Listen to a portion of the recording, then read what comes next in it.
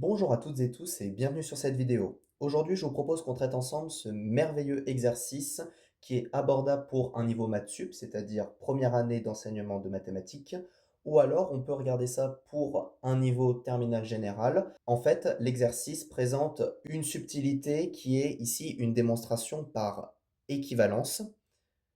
Et donc, la démonstration d'une équivalence, elle est, je crois, abordée en première année d'études supérieures en mathématiques, et vous allez voir que c'est un squelette de rédaction qui est quand même assez précis. Mais sinon, l'exercice est vraiment pas mal à aborder pour quelqu'un qui a un bon niveau de terminale générale. On rappelle que racine de 2 est un nombre irrationnel. L'idée de l'exercice, ça va être d'une part de montrer que si on a cette équation avec a et b deux entiers relatifs, cela implique que a est égal à b est égal à 0. On va voir pourquoi. Et ensuite, à l'aide de ce résultat, on va en déduire que si on a une quantité similaire à celle-ci qui est égale à cette même quantité mais pas avec les mêmes entiers relatifs, eh bien cela implique que m égale p et que n est égal à q, et réciproquement, si on suppose ça, alors on peut écrire ça. Commençons par la question numéro 1, naturellement. Démontrer que si a et b sont deux entiers relatifs tels que a plus b racine de 2 soit égal à 0, alors a égale b égale à 0. Le alors ici, il signifie une implication. Autrement dit, on va supposer qu'on a ça et on va montrer que on a ça derrière.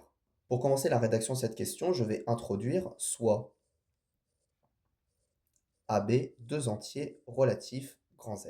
Et je vais également nommer l'équation E, soit E, l'équation qui suggère que A plus B fois racine de 2 soit égal à 0. Montrons que, si on a cette équation, alors A égale B est égal à 0. Ce que l'on va faire ici, c'est un raisonnement par l'absurde. En fait, on va supposer qu'on a bel et bien cette équation, comme je l'ai dit, mais que on n'a pas ça. C'est-à-dire que A est distinct de B, distinct de 0. Et on va montrer qu'on aboutit à une contradiction, donc que si on a supposé que A était distinct de B distinct de 0 et qu'on arrive à une contradiction, cela signifie que finalement A était égal à B était égal à 0. C'est ça le principe d'un raisonnement par l'absurde. Raisonnons par l'absurde. En supposant que les entiers relatifs A et B soient distincts de 0. Si je suppose ça, comment puis-je réécrire mon équation ici a plus b racine de 2 égale à 0. L'idée ici, ça va être d'isoler racine de 2 pour voir comment racine de 2 pourrait s'écrire si on isolait racine de 2 dans cette équation. En faisant moins 1 de part et d'autre de cette équation et en divisant par b, j'obtiens l'équation s'écrit alors racine de 2 égale moins a sur b. Pourquoi c'est légitime d'écrire ça? Parce que b est distinct de 0, donc je peux me permettre de diviser par b. Je le précise car b est non nul. Je viens donc d'écrire de manière parfaitement équivalente et légitime que si dans cette équation a plus b racine de 2 égale à 0, a est distinct de b est distinct de 0, je peux donc écrire que racine de 2 c'est moins a sur b. Mais regardez ce que l'énoncé nous a rappelé. Racine de 2 est un nombre irrationnel. Alors c'est une démonstration qui est classique, un résultat qui est assez connu. Racine de 2 n'appartient pas à l'ensemble des rationnels, donc racine de 2 ne peut pas s'écrire comme un quotient a sur b. C'est ce que me dit cette information, et ça c'est une démonstration qu'on peut faire et que je pourrais d'ailleurs traiter sur la chaîne. N'hésitez pas à me demander dans les commentaires si vous souhaitez que je la fasse. Mais là, qu'est-ce qu'on vient d'écrire? On vient écrire justement que racine de 2 c'était un quotient a sur b. Mais ça n'est pas possible car racine de 2 est un nombre irrationnel, donc je ne peux pas avoir cette écriture. La contradiction, elle est là en fait. Or, racine de 2 n'appartient pas à l'ensemble des rationnels, c'est un nombre irrationnel, donc ce qu'on vient d'écrire, ce qu'on vient d'établir plutôt, en ayant supposé que a était distinct de b était distinct de 0, ce qu'on vient d'établir est faux. Dès lors, cela signifie que notre hypothèse de départ est fausse et donc que a égale b égale 0. Dès lors, a égale b égale 0. Et nous venons de montrer ce premier résultat pour cette première question.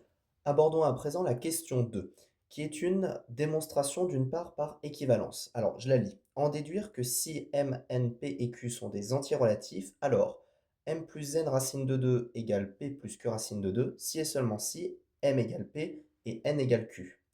Comme je l'ai dit, c'est une démonstration par équivalence. Et pour faire une démonstration propre d'une équivalence, on fait ça par double implication. Autrement dit, on va supposer que ça est vrai, on va montrer que ça implique ça, et d'autre part, on va supposer que ça est vrai et on va montrer que ça implique ça. Et donc, on aura proprement démontré notre équivalence. Lorsqu'on regarde ce qu'on doit démontrer ici, n'y a-t-il pas un sens? Quand je parle de sens, c'est on suppose ça, on montre ça, ou alors dans l'autre sens, on suppose ça, on montre ça. Y a-t-il pas un sens qui est assez simple à démontrer?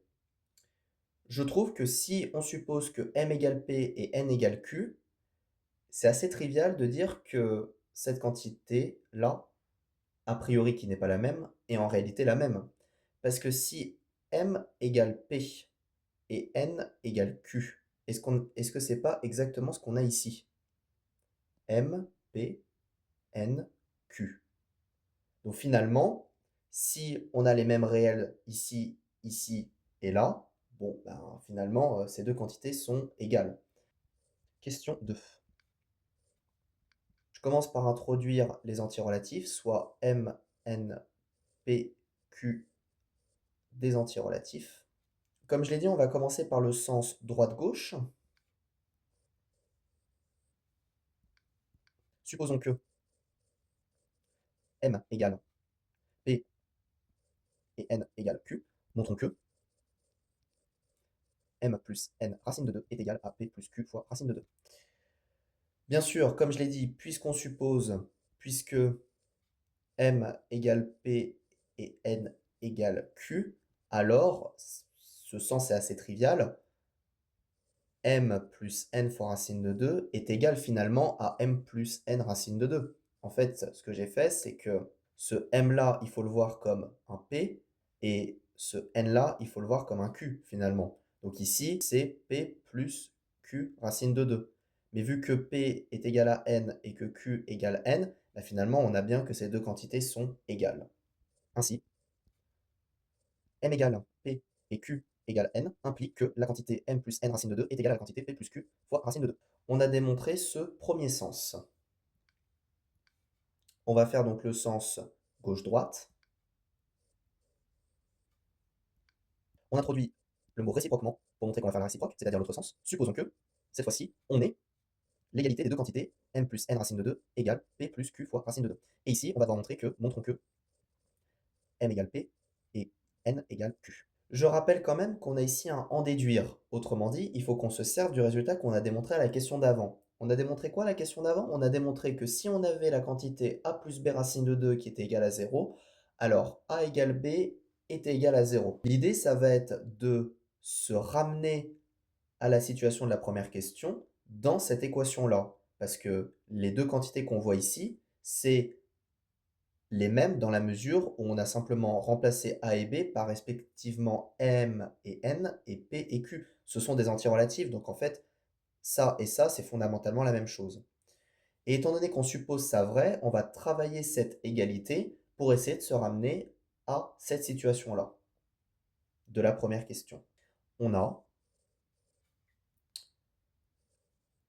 M plus N racine de 2 est égal à P plus Q racine de 2. Ce que je vais faire, c'est que je vais me ramener en 0. Cela implique que M plus N racine de 2 moins P moins Q racine de 2 soit égal à 0. Ce qu'on va faire maintenant, c'est qu'on va factoriser par racine de 2. On va avoir donc M moins P plus N moins Q fois racine de 2 qui va être égal à 0. Et en fait, ce qu'on vient de faire apparaître, c'est absolument parfait. Pourquoi? Parce que lorsqu'on regarde la tête de l'équation qu'on avait à la question numéro 1, on avait a plus b racine de 2 qui était égal à 0.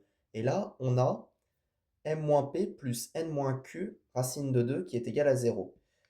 Pour vous aider à voir, je vais simplement écrire que ça, c'est a plus b racine de 2 égale 0, où a, c'est m-p et b, c'est n-q. Finalement, on est exactement dans les clous de la première question. Et donc la première question, on a démontré quoi? On a démontré que si on avait ça, alors A était égal à B était égal à zéro. Autrement dit, A et B ici sont nuls. Autrement dit, m moins p égale à zéro et n moins q égale à zéro parce qu'on a démontré à la question d'avant. Je l'écris. D'après le résultat démontré à la question d'avant, question précédente, c'est plus élégant, on en déduit que m moins p égale à zéro et n moins q égale à zéro. Et donc si je réécris ça autrement, donc m égale p en faisant plus p de part et d'autre de mon égalité, et ici en faisant plus q de part et d'autre de cette égalité, j'obtiens n égale q, et c'est exactement ce qu'on voulait démontrer. Montrons que m égale p et n est égal à q. C'est ce qu'on vient de démontrer. Cette question est finalisée et notre équivalence est donc démontrée.